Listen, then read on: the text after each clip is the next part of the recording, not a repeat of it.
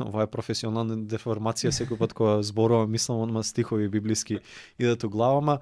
Во смисла дека тоа што Христос го кажува во Евангелието, во беседата на гората, дека човек не треба да се прептоварува за утрешниот ден, затоа што секој ден си има доволно зло во себе си. Да не се грижиме за утрешниот ден, не значи тоа да бидеме да не пристапуваме со сериозност на иднината, но исто така па да не го земаме бремето, товарот, тежината и сето тоа, затоа што тоа ќе се одрази во крајна мера врз нашето ментално здравје. Филип, како си? Слава на Бога, добро. Ни дојде од Велес денеска, како е денот денеска за тебе? Добро ве најдов. Денот е почна добро, така тмурно, дождливо време, баш како што ја го сакам. Не може повеќето не го сакаат такво време, тоа мене ми е баш добро. Ја кога се разбудив, не очекував да врна надвор и имав од 8:30 нешто состанок и морав да, од 9 ќе почнеме, пошто не можам да станам сега. Да се освестиш. Треба да се освестам. Ама мило ни е што можеш да доеш и да направиме овој разговор. И сакам и со тебе, како и со сите други гости, да започнеме со одно прашање кое што во секоја епизода ни се провлекува. Тоа е што за тебе представува менталното здравје. Колку време имаме се да одговора. Док Сашко не ни каже да представи. Дека не ни збркаат тој. Вака, менталното здравје за мене е само дел од целокупното здравје на човекот. Јас, нели сега како пастор, често пати имам проблем со тоа кога луѓе ќе го поделат човекот така механички, дух, душа и тело, и како па са и душата ќе поделиме на ум, волја и емоции и нели ќе го разделиме човекот до непрепознатливост.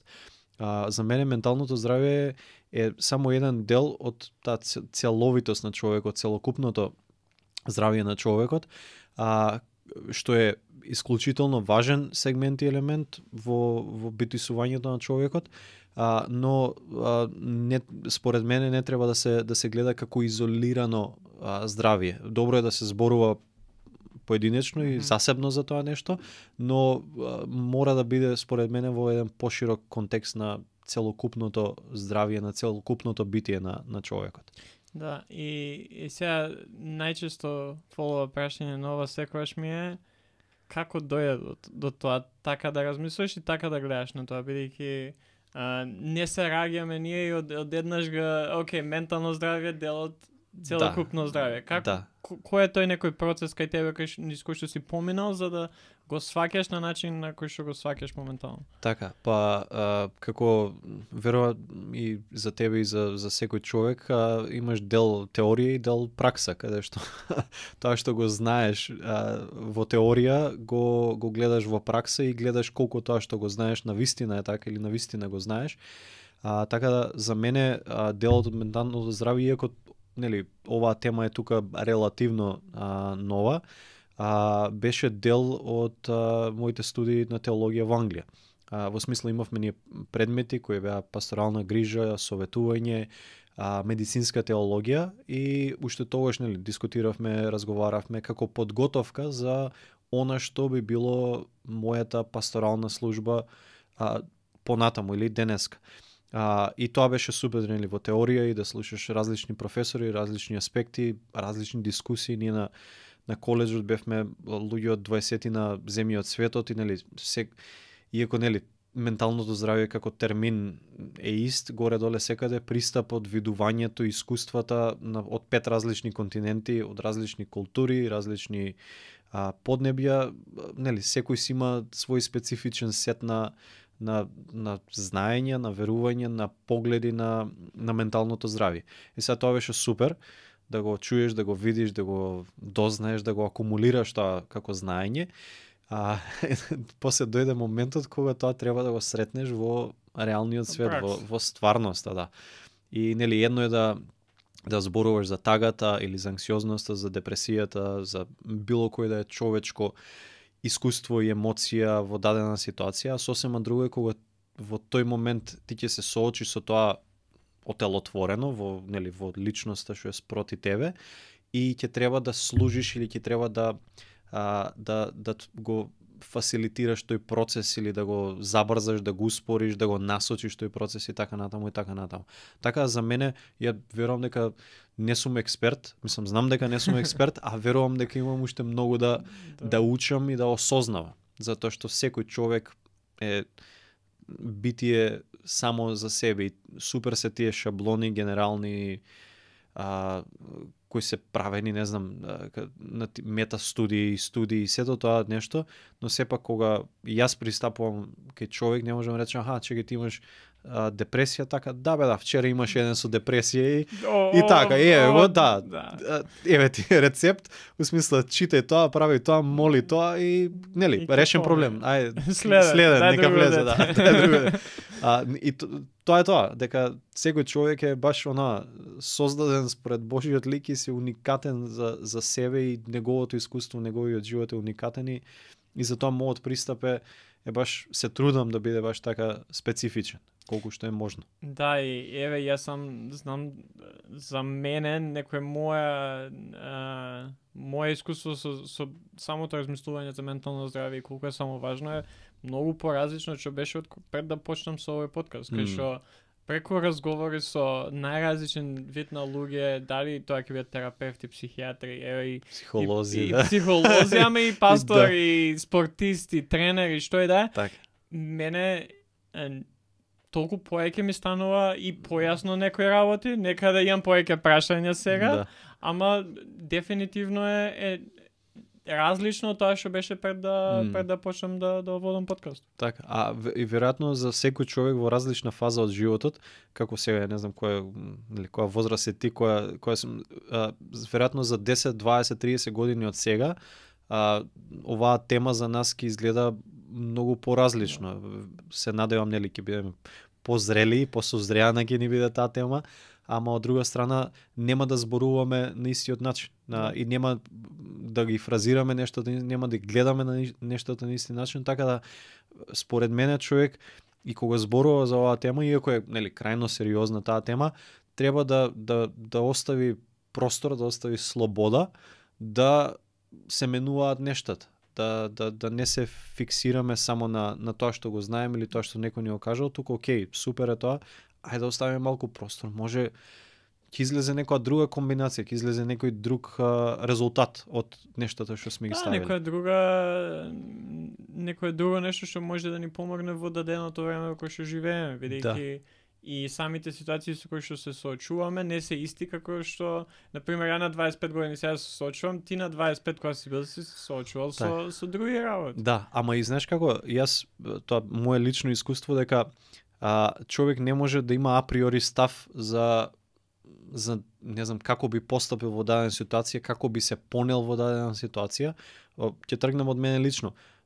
Кога јас сум размислувал однапред за некои ситуации, за некои нешто што ме очекуваат, исчекуваат и сега може да тоа биде поврзано со страв, може да биде поврзано со, не знам, со неизвестност, со грижи, со секакви нешто, со паника на крајот на криштата. И јас сум мислел дека кога ќе дојде тоа, јас овака ќе се понесам или ова ќе го направам. Кога дошло тоа, во некои ситуации изгледало воопшто биле непотребни сите тие грижи, сите тие нешта и сум се повел на сосема поинаков начин од тоа што сум замислувал дека ќе се поведам.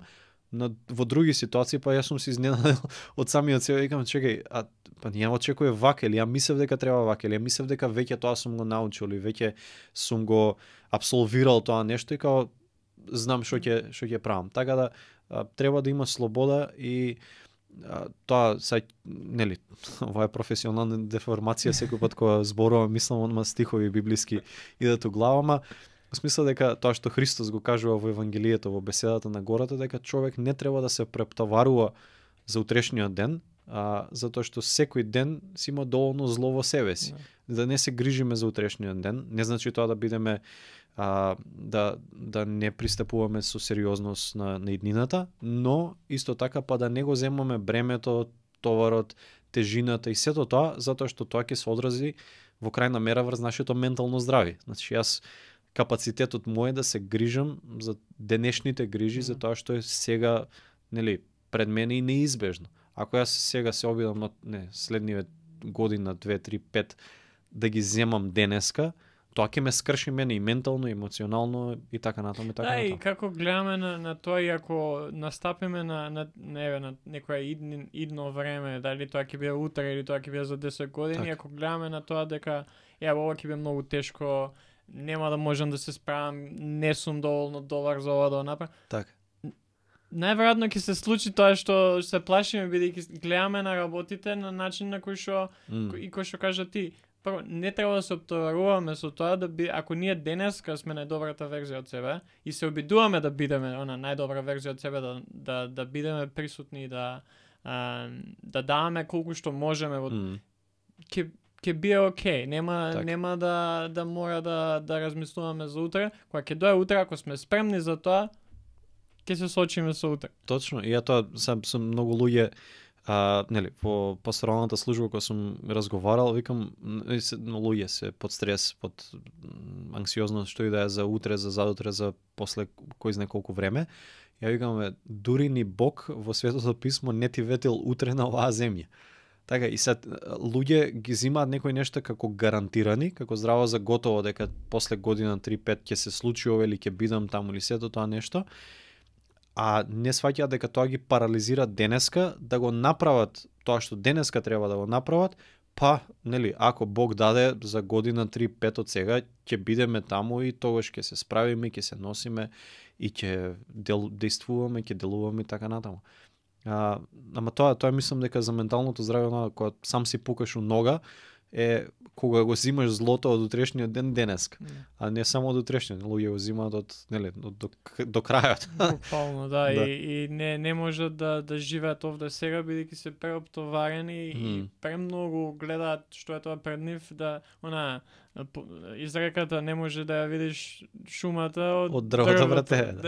Тоа е баш така и има нешто тако сега на македонски не ми текнува зборот, ама self-fulfilling prophecy.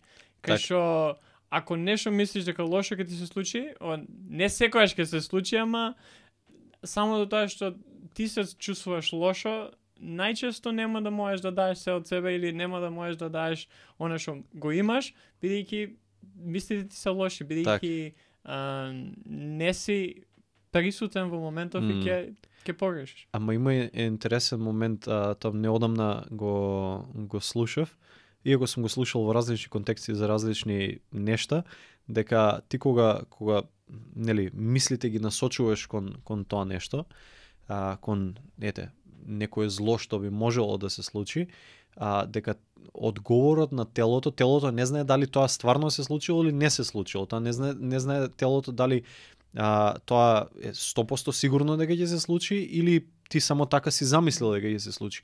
И одговорот на телото е како тоа стварно да се случува. И после нели тоа е како маѓепсан круг, па телото ќе испрати други сигнали кои влијаат на умот, кои влијаат на мозокот и така натаму, и влегуваме во тој маѓепсан круг што води до тоа да се исполни пророштвото што сами себе сме си го прорекле, а не било така, не било тоа судбина, не било тоа нели пишаниот кој не се бега. Да, и ако се спремам сега за маратон да трчам на почетокот годинава, спорев со човек кој што има истрчано многу маратони порано и избориме и само викам дај кажи ми како да истрчам маратон, што ќе биде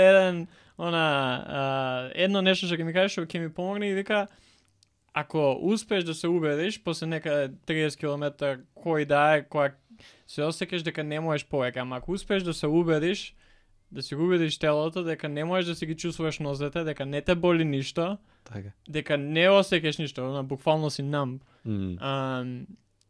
ќе можеш да трчаш до крај. Да. И стварно, сега пробав, пошто не ми требаше за тој маратон, имам така на различни трки трчано и се обидов тоа да направам и навистина е така, само што кога ќе завршиш, после тоа не можеш да станеш.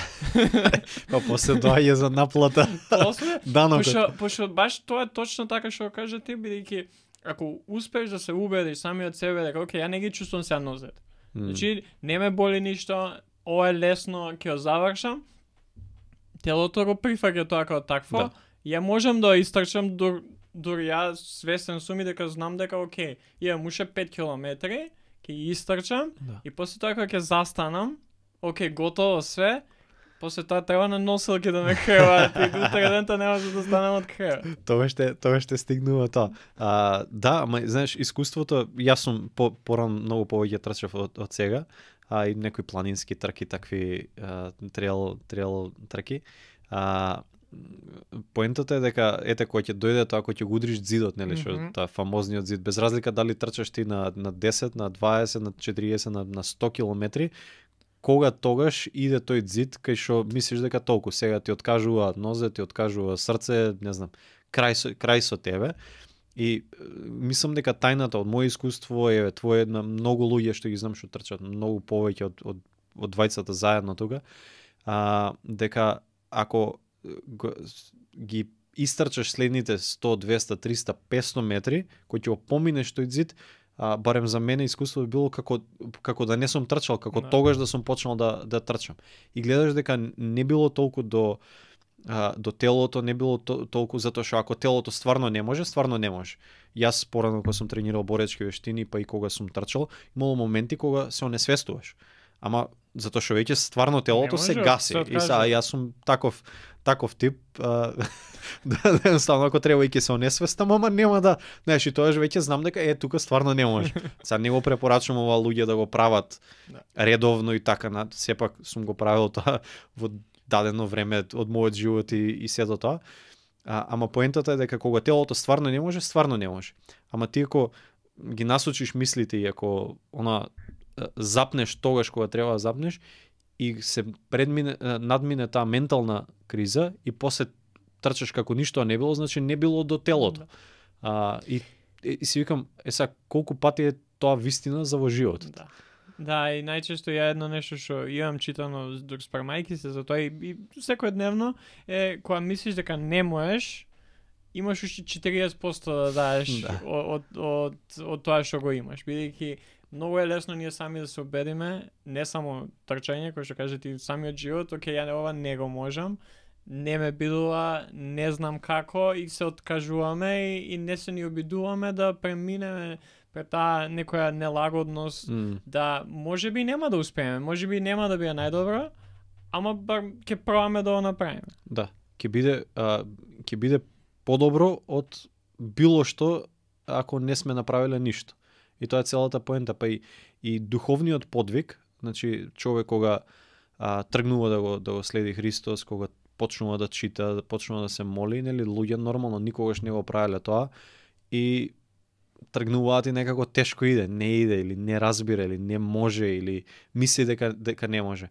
Ама поентата и во духовниот подвиг и во духовниот чекор што се после тоа се рефлектира на се останато е токму тоа дека ние сме повикани на совршенство, но совршенство кое не може да се добие инстант. Во смисла да јас денеска тргнам да го следам Христос и утре да бидам тоа е тоа. Светител, да, уште нели да ми нацртаат икона.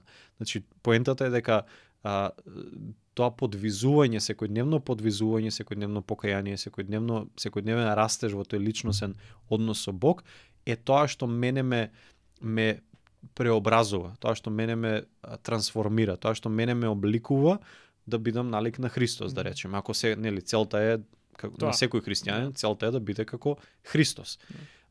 И да човекот се преобразува и да расте во тоа нешто. Мислам дека и за менталното здравје и за многу други теми, посебно во нашава генерација, проблемот на еден куп луѓе им е тоа што не е инстант. Така, и дури кога се зборува за ментално здравје и за нели да се подобри, за да се излечи и така натаму, луѓе бараат инстант фикс. Во смисла, ќе дојде и сега, нели, кажи ми две работи, два мотивацијски цитати, ја да ги прочитам и тоа е тоа, сееш. Ама вистинското здравје, ментално, физичко, како да е процес кој се гради, кој се одржува.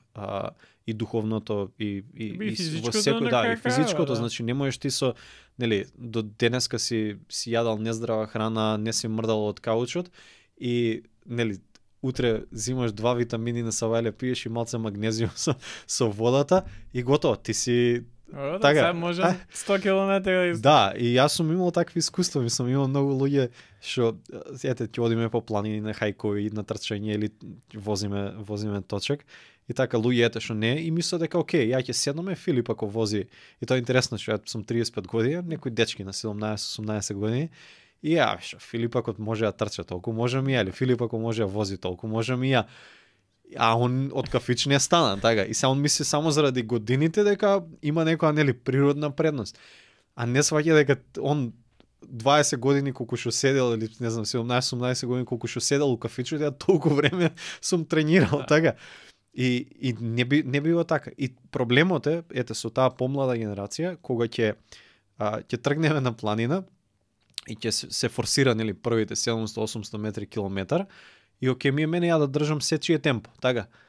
Ама јас знам дека он после 700-800 метри ќе падне и следните 20 километри ќе му бидат плачење. Некој буквално плаче. и знаеш, кога тргнуваат луѓе, млади луѓе по патов на ментално здравје, на себе подобрување и така натаму, и мислат дека окей, тоа е сега ќе стегнам зави први ќе ги испукам први 700 и толку е, знаеш. А не се чека ова, ја ако сум во ова нешто, треба да сум во ова нешто за цел живот. Да. Така, и за духовност и за се останало. И секој ден јас барем така го гледам, еве сега сум времето кое живеам моментално, сум пред свадба, пред започнување на свое семејство и у разговори со мојата вереница збореме и сега сум окей, да, чувството на љубов е тоа, да, те сакам, ме сакаш, толку. Ама ние секој ден се будиме и треба да донесеме одлука дека окей, јас денеска ќе те сакам и ќе ги направам тие работи кои што ќе ти го покажат тоа и ти ќе го почувствуваш тоа. Тоа чувство некојаш ќе биде поголемо, некојаш ќе биде помало. Да. Таа одлука некојаш ќе биде потешка, некојаш ќе биде полесна, ама многу е важно, ја кога ќе станам секој сабајле, да ја донесам таа одлука дека окей, ја денеска ќе те сакам. Или ја денеска ќе продолжам да правам тоа. Ментално здравје исто. Ја денеска ќе станам од кревет и ќе истрчам од сабајле ако тоа мене ми помага за да го почнам денот. И ја денеска ќе станам и ќе излезам надвор на сонце. 10 минути. Ќе се напијам кафе. Тоа ми помага за да го отпочнам денот како што треба, за да ми помогне после тоа ако ми се соочам со нешто што еве не сум сакал да се соочам или нешто што ми се десило што не сум очекувал, ја ќе бидам поспремен, бидејќи сум ја донел таа одлука. Може нема секогаш да успеам. Така. Може не секогаш ја на Аманда ќе биде као окей, стварно ме сака, може некојаш ќе промашам, што се вика. I miss the mark. Да. Ама сум ја донел таа одлука и секојдневно кога ја носам одлуката ми помага да го направам тоа што сум сакал да направам. Од прва. Да, и човек, точно така, човек треба да биде верен на самиот себе си, на тој што ја донел одлуката да се венчаваш и ти, јас сум 17-18 години брак веќе, значи јас треба да останам верен на тој човек, на тој Филип што кажал да, што дал завет пред Бога и пред луѓе, тогаш и таму дека ќе бидеш верен на оваа личност додека смртта не ве раздели. И на тој Филип да видам верен, и на тој Филип за 50 години од сега, ако Бог даде, што се уште ќе биде со Марија, со неговата сопруга. Значи, во смисла да бидам верен на одлуката што сум ја донел, ама да бидам верен на исходот во кој би ме однело таа одлука, ако ја останам верен на тоа, ако јас останам посветен на тоа. И сега земено сега од христијанска перспектива, од библиска перспектива, најтешките одлуки веќе би требало да се донесени. Кога човек тргнува да го следи Христос, и тоа е стално посебно денешна генерација, тука нашава култура, може да изгледа многу чудно или табу или сето тоа. Во некои други култури кај што сум бил, кај што одам, во други земји тоа им е здраво за готово, затоа што го гледаат тоа. Во смисла ти кога тргнуваш да го следиш Христос, па дури еве кога правиш завет со друга личност, дека ќе доживотно ќе бидеш верен на таа личност, ти мораш да умреш за себе си. И тоа е тоа. Така, значи јас кога сум тргнал, ја веќе сум умрел за себе си, значи сум се распнал со Христос на крстот и сум одлучил дека нема назад. Така, од смрт нема назад од таа точка, дека се што останува сиот, нели, мој стар живот, зборувам пред Христос или твојот стар живот пред да се ожениш, останува за тебе и нема воопшто ни гледање назад, ни одење назад и тоа е тоа. И така човек си олеснува за секоја следна одлука што треба да ја направи. Така, ако знаеш дека единствениот пат е напред, така, што и да е пред тебе, ќе знаеш дека ќе можеш да се соочиш со тоа, да се справиш со тоа и да го надминеш тоа. Така, а ако човек има опција да се врати назад, за жал, нели, па ќе кажам, живееме во такво време кај што имаш милион опции, зборувам и духовно, и за духовност, и за односи меѓучовечки, за ментално здравје, и се знаеш како, секој пат, тоа што го вика Библијата, можеш ти да си најдеш некој што ќе ти ги скокотка ушите. Во смисла да ти си, си сега у таа состојба која си, не ти се прави некоја одлука, не ти се мрда многу, не ти се презема одговорност за својот живот за тоа и ти можеш да најдеш денеска барем се и се што да ти ги скокот кушите и рече не, Ѓорги, седи ти, да, ти си жртва, ти си леле што ти имат направено, леле кутриот ти, леле немој, ама ти си во право, нели, жена ти, она вереницата, она ја грешава работата, не, ти си во право и ти можеш да станеш толку себецентричен, да станеш толку себичен, што тоа ќе ги уништи сите односи околу тебе и на крајот ќе ти уништи и тебе самиот. А ако умреш за себе си, у смисла Филип веќе така, Филип е жив, ама у смисла моментот на себичност, на себецентричност е веќе распнат на крстот. Животот што сега го живеам за Христос и го живеам за ближниот мој. И мене барем, тоа верувам и на милиони други низ историја, помогнало да кога доаѓаш во тешки ситуации, во тешки одлуки, не мислиш за себе. И не мислејќи за себе, тоа е парадоксално малце, всушност си прави најдоброто нешто што можеш да го направиш за себе во такви дадени ситуации е да не мислиш за себе, туку да мислиш на Христос и да мислиш на другиот. Значи имало, нели, трагични ситуации низ кои сите сме поминале, минуваме, ќе минуваме и така натаму. И јас сум сватил дека во таков момент најдобро нешто што можам да направам за себе е тогаш да не бидам себичен. Туку тогаш баш да бидам со отворени раце и да викам окей, што можам да направам сега за другите.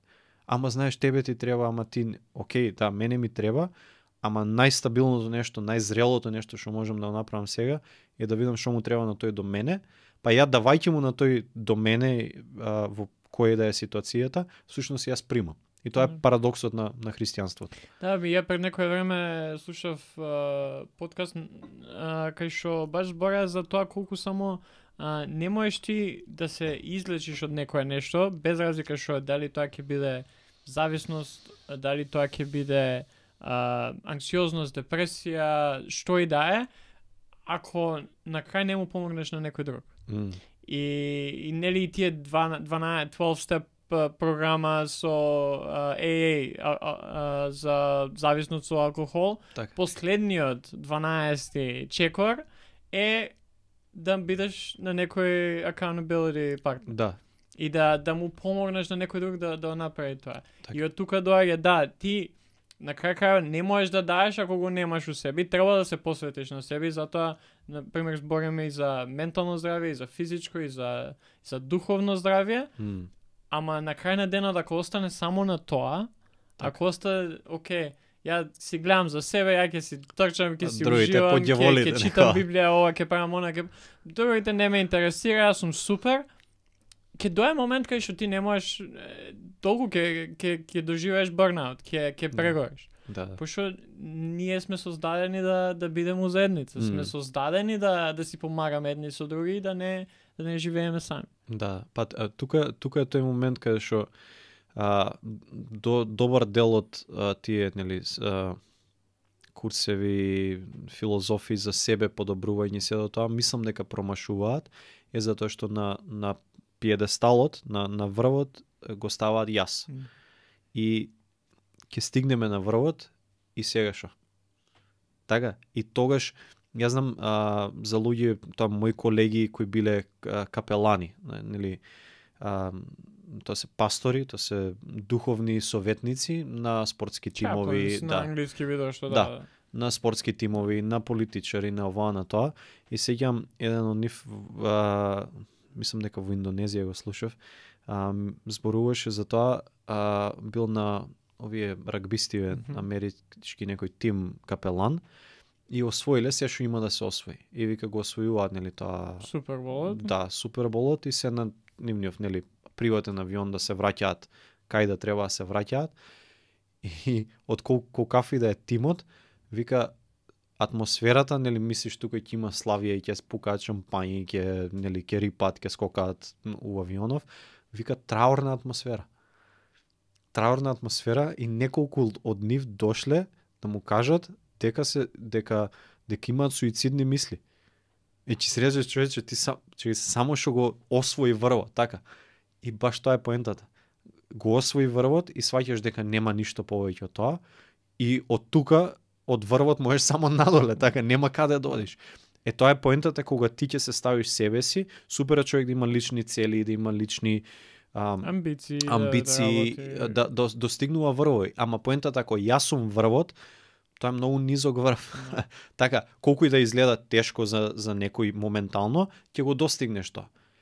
И понатаму, ако врвот е, се зборувам како пастор, ако врвот е Христос, и ако врвот се служењето на другите како што Христос им служеше на другите, тогаш јас имам нешто кој ќе биде кој ќе се повторува, и нешто кое е неистражливо.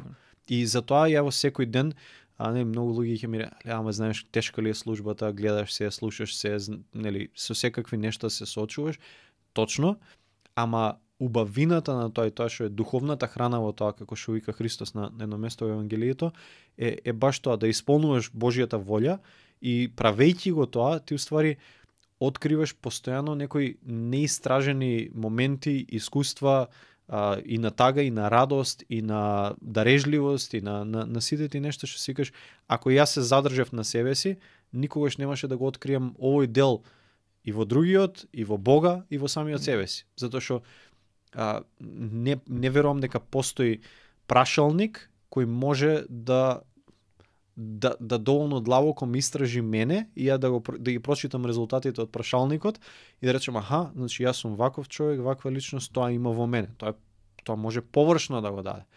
Ама каков сум јас на вистина, верувам дека може да видам, да осознам, па и да променам единствено во релација со други луѓе. Така, како знам ја колку сум трпелив ако ти не ме изнервираш? Па да, тоа е. И мислам дека од службата на други луѓе, без разлика дали тоа станува сега збор себе за мене и тебе христијанска служба, или надвор од тоа некој, не знам, Црвен крст, што и да е, било каква хуманитарна акција, кога служиш на другите, иако тоа го правиш со чисто срце, го правиш од љубов, не го правиш ради некоја корист, ти многу повеќе добиваш кога служиш отколку на тие што ги служиш. Да. Као да, ти ќе направиш куќа за некој кај што ќе живеат, кој што немале, ќе донесеш храна за нив бидејќи немале. Ама самото тоа што самата интеракција, самото нешто на служење, ја тоа го приметив најчесто со концептот на давање финансии. Кај што, ја можеби немам многу, ама со самото тоа што на секој први од месецот, волку пари ќе одат за ова. И тешко е на почеток, ама после тоа сваќаш колку само си благословен преку тоа. И тоа некој сваќање дека ја кога служам, многу повеќе примам, отколку што на тој што му служам, ти помага многу да сватиш некои работи. Не секогаш ќе биде истата работа што ќе ја сватиш, ама ти помага да поминеш низ тешки времења, низ она ти што викаш колку е само тешко да си биде пастор, да се слушат сите оние приказни.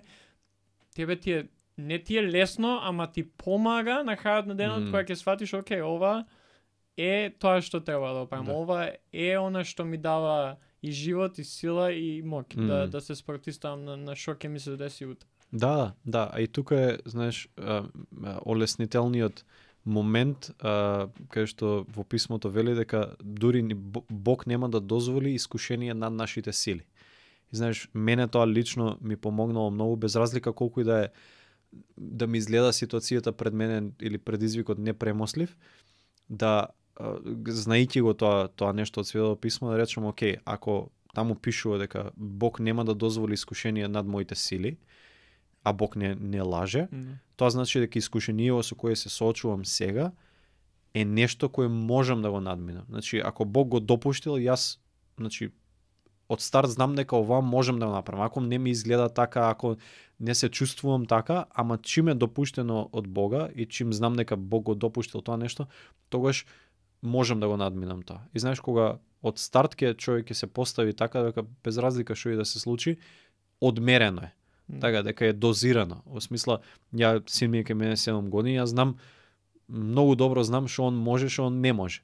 И сега јас знам дека има некој нешто што он може да ги направи, ама се уште не знае дека може да ги направи. И сега како да го извадам ја тоа од него, ќе му дадам предизвик што ќе изгледа невозможен за него, он ќе има нели малку, како сите ние, повуци потегни дека нема да биде по кејф и нема да биде со радост од почетокот, ама ако послушаш или ако се дисциплинираш или ако се одлучиш како чекор на вера да го направиш тоа, дали е давање, дали е служење, што и да е, а после тоа гледаш дека чекај, ова можело, ова сум го можел. И па тука така се развива тоа што го нарекувам жет и глад за нешто повеќе. Така, затоа што кога ќе видиш дека си пораснал повеќе од тоа што се мислел дека можеш да пораснеш денеска, тоа треба во тебе да рече, чекај, а утре, што ако имам уште 24 сати да пораснам, што ако имам уште 2 месеци да растам, што ако имам уште 20 години да растам, каде би можело да ме однесе тоа, ако јас си ги зимам овие предизвици како дар од Бога. Колку и те искушенија да изгледаат тешко и тоа, речем, окей, ова ми е допуштено за јас да пораснам. За јас, кога ќе поминам низ ова нешто, колку и тоа кратко или долго да трае, да јас бидам посличен на Христос. И кога луѓе ќе ме видат после ово искушение, да во мене речат, чекај, ти си посмирен си некако, си по-радосен си некако подарежлив си после ова нешто. Да има некоја опиплива разлика. Оти пак ќе кажам, за мене најголема навреда е кога духовноста се перципира како нешто апстрактно. Така, за мене духовноста е нешто многу отелотворено, нешто многу опипливо. Така, оти веруваме, нели, Христос се отелотвори, Бог стана тело, што значи можеше биде виден, чуен, допрен, така. И христијанската духовност за мене и било која тема, дали е ментално здравје, дали е духовни дарби, дали што и да е, треба на крајот на денот да може човек да се фати за тоа нешто, така. Да ако јас зборам за ментално здравје, човек да може да се фати за тој момент во мојот живот, да рече, чекај, ја те видов како постапи или гледам како живееш, сајш го сакам тоа. Значи, ама мора да биде нешто опипливо. Да, и тоа знам, сам за себе знам дека тоа ми беше причината зошто, например, сум се одлучил да живеам живот како така. Не дека некој ми има кажано, ова треба да веруваш, ова е вистина, но ја го видов тоа во пракса и го сакав тоа и ради тоа го правам. Сега сакам, пошто збориме веќе 30 на минути, сакам малце да навлеземе и како црквата и како христијанството гледа на самиот поем на ментално здравје и што црквата, например, може да понуди, ако го споредиме со тоа што може надвор од црквата да се понуди како решение на оние што се соочуваат со проблеми со менталното здравје. Така. Повака сега јас како пастор на Евангелска црква во Велес ќе зборувам во тоа име, не сакам никој да ми замери да ја зборувам во име на било која друга црква, деноминација или конфесија, значи тоа од старт да го кажам. Тоа што баш вчера го зборував со еден пријател тоа нешто, дека зборувавме за психологија, он чита, истражува некои нешта. Сега и викам, поимот како психологија или психотерапија и сите тие нешта денеска постои единствено затоа што црквата некаде во историјата потврлила. Пред 2000 години немало психолози, психотерапевти, психијатри, И црквата во тој, како кажам, во тој зачеток и понатаму низ историјата, меѓу другото, е имало и таа улога во животите на луѓето. И мислам дека денеска како црква од 21. век ние треба да го реоткриеме она што секако ни е дадено од Бога и како идентитет и како служба и како наследство, во смисла дека не треба менталното здравје да го разведеме, да го поделиме, како што спомнав на почетокот, од духовноста или од духовниот живот во црквата. Ако човек земе внимателно да од таа перспектива да го чита Светото писмо, ќе види дека всушност многу од нештата кои писмото ги зборува, а сега психологијата ги практикува, се всушност библиски пракси. Има така од памет ми текнува во посланието на Јаков, вика: исповедете си гревовите еден на друг и така да се исцелите.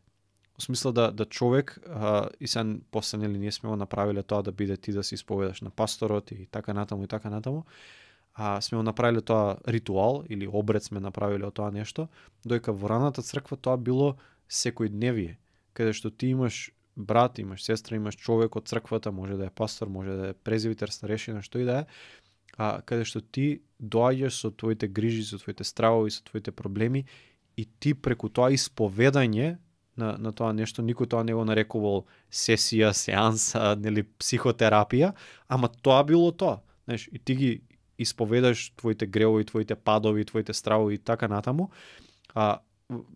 добиваш фидбек од другата страна, добиваш совет, добиваш мислење, добиваш искуство како тој човек се справил и го надминал тоа нешто, се молите заедно, му го предавате тоа на Бога и излегуваш од црквата или каде се собирале по домовите во тоа време, излегуваш исцелен. И мислам дека црквата не треба да се надпреварува сега со модерната психологија, иако добар дел од тие основоположници на психологијата и психијатријата биле христијани или биле верници во Бога. Не мислам дека сега ние треба да ја гледаме психологијата како конкуренција или сега да се такмичиме кој повеќе клиенти у наводници ќе има, туку баш да видиме сојузници во тоа и да видиме дека окей, ако ние се бориме за иста цел, за човеков да биде здрав, окей, дај да видиме кои алатки ти ги имаш во китот, со алати, во арсеналот, извади ги тие на маса, да видиме ние кои ги имаме и сега да има една, според мене, една взаемна почит и понизност од двете страни, или од колку и да се страни, може и повеќе од две се, каде што ќе препознаеме дека ние како црква или ние како свештени лица, духовници, носиме на масата едно нешто, они носат друго нешто, медицински лица носат трето нешто и да видиме како човеков да го исцелиме. Тоа што ми беше многу добар пример во Англија додека студирав, па ќе спомнам, во добар дел од болниците има капелани, односно има свештени лица.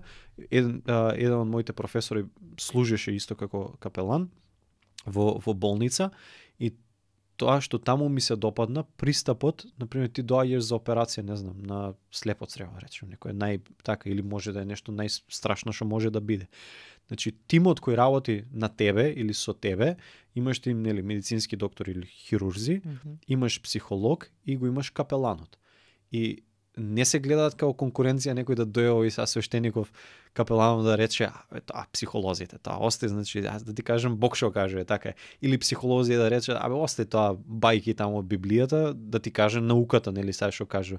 Или па да дојде хирургов да рече, ти џаве тоа со вие двајца што збореш, и ако не сецнам кој што треба, џаве ти е седо тоа. Така, кај нас за жал го има тоа нешто. Од сите страни го зборам, значи, и у име на пасторите или на свештениците. Моментот е, ако јас искрено го сакам здравието на тој човек и тој го сака и третиот го сака, тогаш ќе работиме заедно како тим и ќе видиме, можеби тој човек му е потребно молитва и на тој начин да се исцели, тоа да придонесе кон неговото заздравување и исцеление, можеби му е потребно тоа во комбинација со вас, комбинација со тоа. И мислам дека треба да има доза на понизност од кај црквата, а исто така доза на отвореност дека ние сме тука не како конкуренција, туку како помош. Да, и не е нешто што треба сега да напаѓаме, да се расправаме, да го гледаме, Да го сатанизираме. буквално тоа, бидејќи на крај на денот тие се реални чувства. И сега кај тебе ако дојдам јас, као, не знам, дел од твојата црква и ти кажем, вака и вака, не знам како да се справам со ова. Така. Ти нема, окей, да, дали молитва би помогнала? Верувам и Да. верувам дека и ти веруваш, ама некојаш не е доволно. Значи, јас, сега како пастор, кажувам дека, например, ќе дојде човек или ќе дојде личност со одредени проблеми со менталното здравје и јас треба како пастор, и фала Богу тоа до сега сум можел, кај што ќе видам, окей, до тука е моето, познавам добар психијатар или не знам, ти биле и тебе гости тука, окей, креавам телефона и слушај вака и вака, знам дека и таа личност е побожна, е верна, ќе ја разбере мојата позиција, зошто го кажувам тоа, може ли да ја пратам оваа личност кај тебе, ваков и ваков проблемот, ти ќе видиш што е проблемот, ама дај заедно да работиме, личноста се подобри. И на крајот, резултатот од тоа нешто тоа. Па ќе кажам, проблем кај нас во Македонија, барем тоа што сум го приметил, е луѓе што бараат инстант решенија, луѓе што не почитуваат авторитети, без разлика дали тоа се верски авторитети или медицински, во смисла, он иде кај мене, сега психологов му кажал ти треба да се справиш со тоа нешто, и он иде кај мене за второ мислење, ама сака да добие мислење различно од психологов. И таа сум го приметил, сега иде и вика, тој ми кажа, ама тој што знае, тој не знае ништо, свајеш, ја мислам дека вака, ти што ќе кажеш, оче, нели, или пасторе. И викам, па ја мислам исто. И знаеш, и гледаш она инстант разочарување. Ти мисла дека ќе дојде сега тука нешто како да сум ја бајач, нели, како ја ќе забајам и сега ти батали што ти кажале тие, значи тоа. Не, значи има некои принципи што се библиски принципи што се преземени во психологија, психијатрија и така натаму, и тие функционираат секако. Кој да ти го каже, ме разбираш, веле од тука е на 55 километри. Кој да ти каже, тоа е тоа, значи на 55 не може да е на 105. Значи, и тука е моментот кај што верувам дека ако има еден здружен фронт за ментално здравје, составен од секакви луѓе, може да бидат и професионалци во својата област, може да бидат и лаици кои се подложиле на тој процес па добиле добри резултати, мислам дека има малце можност за подобрување на тоа. Ама се плашам дека многу луѓе бараат инстант решение. Има случај пред некоја година, доаѓа дечко кој страда депресија со години, на медикаменти и се до тоа. Ја нема му речам, нели, откачи ги апчињата, немој да пиеш или патали ги, не ги слушај тие. Викам, окей, тоа го правиш. И сега он доаѓа во црква и ми кажува како живее, што прави и се до тоа. И сега он очекува, нели, ја да се помолам за него, магичното стапче свртам и тоа е тоа. И ја викам, окей, ја ќе се молам за тебе, ќе зборуваме, ќе разговараме, ќе ти кажам што вели писмото, што мислам ја дека треба да смени се до тоа. А му викам, слушај, вика кога да дојдам пак за молитва. И му викам, нема да дојдеш од црква, викам, ќе име на хајк, на плање. И он вака ме гледа дури као сеш. И вика, чекај сега, како мислиш ќе име? Така му викам, значи се гледаме у петок, ама не у црква, земи го ранчето со тебе и ќе таму по Велес на ридовите ќе се качиме, ќе пиеме горе кафенце и така. Викам, ја не довка и тебе за тоа. Повикам, ти не дојде за тоа, ама тебе човек ти фали сонце да видиш. Свајаш, ја можам тука да се утепам молејќи, глас да снемам молејќи се, ако ти не излезеш на сонце, ако ти не излезеш од четирите зида у кои си се затворил и ако ти не се откачиш, не знам, од телефон или тоа, тука може да бидат, папата може да дојде тука, не Филип да се моли за тебе, може патриарх да се моли за тебе, може да дојде најдобриот, не знам, Јунг да се појави тука. Значи, ако ти не послушаш, ако ти не увидиш дека треба нешто, се е џаве. Така. И сега викам, ти сакаш да бидеш здрав или сакаш само некој да ти ги скокот кушите во состојбата во која си. И нели, сега лагодно е да бидеш жртва, ама дали сакаш да бидеш, да останеш во тоа нешто? Па нема, па тоа е најлесниот начин. Иако у тој момент, например, ако му кажеш некој, слушај, најлесно е сега ја и ти да се среќаваме секој петок, у црква ќе доеш, ќе збориме, ќе се помолам за тебе, тоа е најлесно. Да. Ама потешко е кога ќе сватиш дека чекај, ја не знам ништо надвор од ова. Да. Веќе сум навикнат на ситуацијава и не знам како ќе реагирам ако нешто стварно се смени на подобро. Или нешто се смени без разлика дали ќе биде подобро или полош. Так. И ти тоа исто како разговараш со некој, сега дебатирате на некоја одредена тема и различна е. И не сака да слушне бидејќи не знае како тоа ќе му влијае на неговото мислење. Да. Ако на пример нема изградено црсто мислење за тоа, и не сакам ја тебе да те слушам бидејќи можеби ќе ми го промениш мислењето. Да. Не сакам сега тоа. Да, а и потајно човек веројатно знае кога ќе ја чуе вистината, знае дека слуша вистина, сега дали сака да ја прифати, дали стварно сака нели да излезе од таа ситуација или баре уште една причина или уште еден изговор зошто е таму кај што е. Ја викам, има така, тоа е пример даден, дека имал постал татко што бил тежок алкохоличар и имал два сина близнаци. Едниот од синовите станал исто алкохоличар како татко му, а другиот станал антиалкохоличар, здрав живот, на фул. И го прашуваат едниот син, вика, зошто пиеш, зошто си ти алкохоличар? И он вика, па со ваков татко како мојов, што сакаш да бидам? Го прашуваат другиот син, зошто си ти антиалкохоличар, на здрав живот, се тоа? И он рекол, па со ваков татко што очекуваш да бидам? И сега ме разумееш, двата се во истата ситуација, во нели истите околности, под исти трауми, сето тоа, ама едниот во даден момент, не знам кога било, каде било, секој за себе си знае, донел одлука дека таа дадена ситуација ќе биде изговор, повод или причина за да биде вака. Другиот може да донесе спротивна одлука и да рече, окей, баш заради тоа што е така, јас донесувам одлука тоа веќе да не биде така. И јас во мојот личен живот има нели генерацијски трауми, нешто што се провлекуваат и сето тоа. И сум свесен за тие нешта. Јас што сум доживеал нешта, ама сум донел одлука и речем, окей, тоа запира со мене. Така, од мене па натаму мој син, моје поколение, запира тоа, нели, сега условно кажано проклетство. Дека јас го прекинувам тоа. Ја можам да бидам сосема како легитимен во тоа да речем, окей, затоа што уназад 10 генерации вака живееле или вака правеле, тоа не се бега од тоа, нели, не се бега од генетика. Например, ке мене у фамилијата сите се покрупни, сега речем генетски е тоа. И ја имам тенденција и можам и да јадам и да се поправам и сум бил, и да речем окей, генетика, тоа не се бега од генетика. Не се бега, значи тебе веројатно ти е многу полесно да одржуваш телесна тежина од мене, имаш таков метаболизам, таква генетика. Ама мене тоа не ми изговор да речем окей, сега се опуштам и се распуштам. Крив е дедо. Он јадел поише од што треба и што да вреш, тоа нема бегање. Види, нема бегање од тоа што нема бегање. Ама колку од тие нешта се стварно онаа судбина од која не се бега, а колку се само околности кои ние сме ги прифатиле како еднаш за секогаш завршени, запечатени, тука е, мислам, момент на тоа, на вистинско ментално здравје и себе рефлексија, и човек да биде реален со себе и да одлучи да не се лаже себе си. Да не е, окей, значи до која ќе се лаже, ќе ги лажам другите, ама секоја лага те прави роб на последна таа лага. А Христос вели, ќе спознаете вистината и вистината ќе ве ослободи.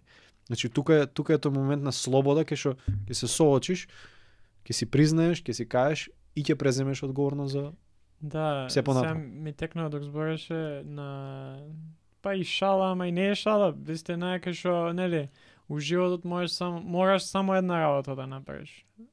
А тоа е да умреш. Другото се твоја одлука. На крај на денот, да, некојаш одлуката е базирана врз други работи, ама буквално се она морам, не мораш ништо, освен да умреш. И во Америка како си да платиш данок. Ама Македонија веројатно зависи. Ама тоа е као ние пошто најчесто ги користиме ова морам, ова е така, пошто нели моите така, не мораш се ти ако твоите биле алкохол, некој бил алкохол или пушач, се ти не можеш да оправиш тоа. Да. Ако сакаш прави го. Или ако и секогаш кога некој не можам или не можеш, туку одлучуваш да не направиш тоа. Некојаш е потребно тоа да се одлучи, да, не сакам тоа и тоа. Или не можам тоа и тоа. Да. И толку. ама да не заглавиме у тоа кај што и саби себе ќе се лажеме и другите, окей. Морам вака, јас не Тоа можам. судбина. Така ми е погодено, у Македонија сум се родил и тоа е, морам. Да. Епа, знаеш, тука баш денови тоа го разговаравме со еден пријател. Он ме праша кај почнува, нели, преобразбата, верата, кај почнува тие нешто, како е сега, знаеш, од кај почнува тие добри одлуки се до тоа. Ја викам, јас тоа колку што можам да истражам и до кај што сум дошол, се викам почнува од наклонетоста на срцето. Во смисла, ти можеби не можеш сега да правиш толку добро колку што сакаш да правиш. Можеби не можеш да правиш точно тоа што сакаш да го правиш. Можеби немаш сила, немаш знаење, немаш финанси, што и да е, што немаш. Тоа никој не го порекнува тоа нешто. Си роден у Македонија, имаш од старт имаш хендикеп што го нема некој што живее, не знам, во некое друго место. Ама тоа се варијабли. Викам, се започнува од наклонетоста на срцето. Ако ти во срцето се наклониш кон тоа нешто, кон правење добро, кон дарежливост, кон вера, кон икс работи, кон здравје, кон што и да е, значи Бог ја гледа наклонетоста на твоето срце и ти дава благодат, ти дава сила, ти дава можност да го оствариш тоа на кое ти веќе си се наклонил. Сега проблемот е да јас се преиспитам и да видам, чекај, дали ми е мене срцето наклонето кон тоа нешто? Или не ми е, а јас се преправам дека тоа па си барам изговори, ја не можам да помогнам, оти немам пари.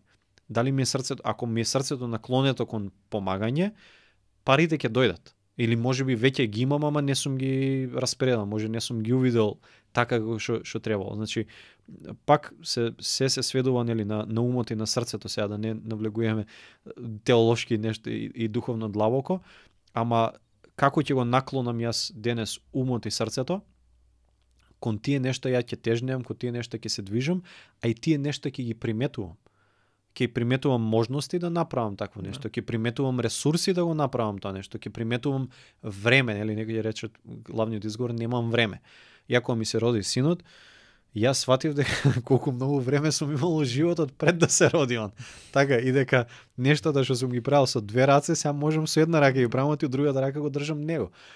Тогаш, ја ми е дури така, жал ме ваѓа. Во смисла, кога се Натан пред да се роди, кога се роди Натан, јас спиев по 2 сати, не прекинат сон, максимум 2 сати, он мораше на 2-2,5 сати да стане, па млеко, дохрана и така натаму, заради тие на почетокот како што требаше за него. И јас со колку 4 сати ноќе спиење, јас се спремав и го трчав ова Крали Марко Трейлс, 30 и кусур километри, ги трчав и секој се вали у 5. Значи, он само што ќе му дам последното, тоа што сеќам 30 мл млекце тоа пиеше, тоа една-две гатки, 2 голтки за млекце, ќе ги испие, ќе си поджрегне, ќе го легнам и јас тегам патиките и одам да трчам, ни спиен, ни одморен, ни ништо.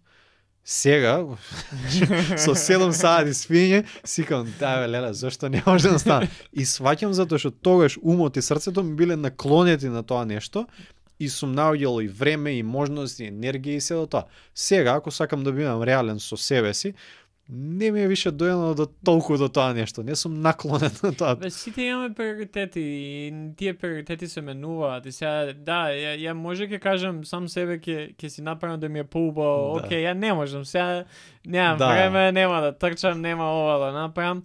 Ама на крај на денот кога ќе сватиш, уствари тоа не ми е повеќе приоритет и тоа е сосема окей. Легитимно е, ама да не се лажеш себе си со некои такви изговори, знаеш. Не можам, немам време, немам енергија, не сум спиел. Не е тоа, едноставно поубаво е кога ќе признаеш, кога си признаеш сам на себе, окей.